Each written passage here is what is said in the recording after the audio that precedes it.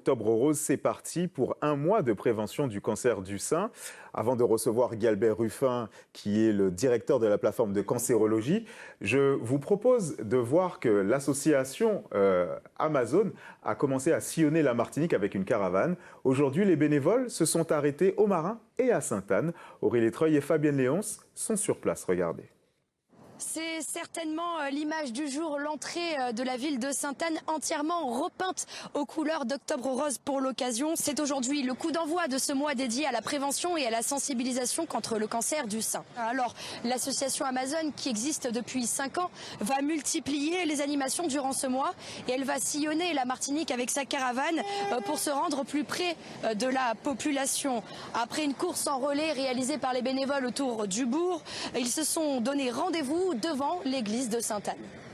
Alors derrière moi, un stand de prévention a été installé par l'association Amazon dans un cadre totalement revu pour l'occasion par la municipalité. Et vous pourrez d'ailleurs y trouver les magazines édités par l'association chaque année qui financent leurs actions, car il faut frapper fort. Depuis le début de l'épidémie, les dépistages du cancer du sein sont en nette diminution. Guy-Albert Ruffin, bonjour. Bonjour. Alors, quelles sont les grandes actions qui seront menées pendant ce mois d'Octobre Rose ? Les grandes actions, d'abord, c'est déjà de maintenir l'effort de sensibilisation de la population autour de ce cancer du sein. Un cancer qui touche chaque année 205 femmes en Martinique.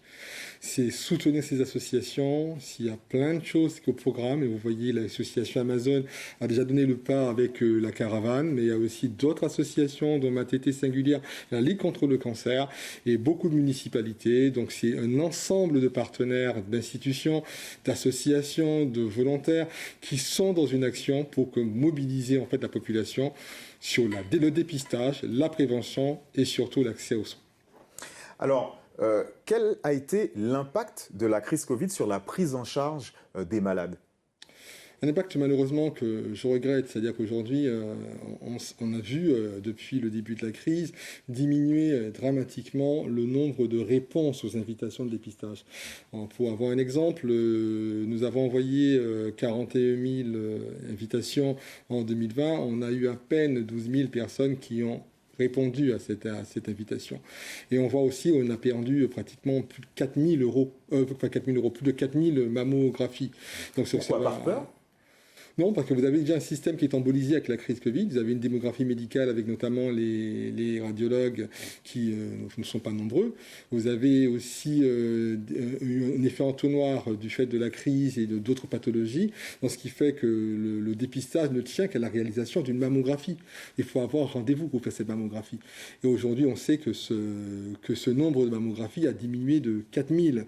Mais il y a aussi un effet où la mammographie n'a plus bonne presse non plus. Ça veut dire que la mammographie est de plus en plus boudée. Il y a même des médecins qui n'hésitent pas à aller contre les messages de faire la mammographie. Ça aussi, ça ne rend pas service. Donc je crois qu'on sait qu'un cancer du sein, dans 9 cas sur 10, on peut le soigner et on peut en guérir. Ça, c'est important de le dire. D'où l'intérêt d'aller vers ce dépistage, de faire sa mammographie. Alors, quelles sont les avancées aussi en matière de soins ? Les avancées, vous savez, la science et la médecine évoluent tout le temps. Aujourd'hui, le cancer du sein est le cancer qui peut être pris intégralement en Martinique, que ce soit au niveau des techniques chirurgicales, de la radiothérapie ou de la chimiothérapie. Il y a même aujourd'hui des thérapies ciblées, donc il y a encore des efforts à faire. Il y a de plus en plus d'essais cliniques. Et là aussi, je crois que ça sera aussi l'occasion pour nous, aussi, plateforme régionale de cancérologie de la Martinique, d'être au rendez-vous de cette évaluation de la pratique de soins et de pouvoir garantir un égal accès à tous les traitements possibles dans cette population martiniquaise. Autre chose, on parle du cancer, de la prise en charge, mais est-ce que les femmes peuvent avoir des petits conseils pratiques pour réduire le risque de ce cancer du sein ? Est-ce qu'il y a des bonnes attitudes à avoir ? Le cancer du sein, comme beaucoup de cancers, se prévient dans certains cas. Donc ce sont les pratiques, des habitudes de vie que j'aime à rappeler, parce que ça ne bénéficie pas uniquement en cancérologie, ça sert à tout. Ça prévient beaucoup de choses, notamment l'alcool. Il faut vraiment diminuer sa consommation d'alcool. C'est un message qui sera relayé durant ce mois, à savoir l'alcool, c'est pas plus de 2 verres par jour et pas tous les jours. Il faut aussi faire attention aussi à la consommation de certains aliments, pas manger trop gras, trop salé, trop sucré, une activité physique. On sait que les rayonnements solaires sont aussi concernés. Donc je crois que bouger plus et manger moins gras et manger et vivre plus sainement, ce sont des pratiques qui seront rappelées, le tabac également. Donc je crois que tous ces messages-là permettent de diminuer son risque de cancer. Merci Guy-Albert Ruffin. Je rappelle que vous êtes le directeur de la plateforme de cancérologie. Merci pour ces précisions. Merci.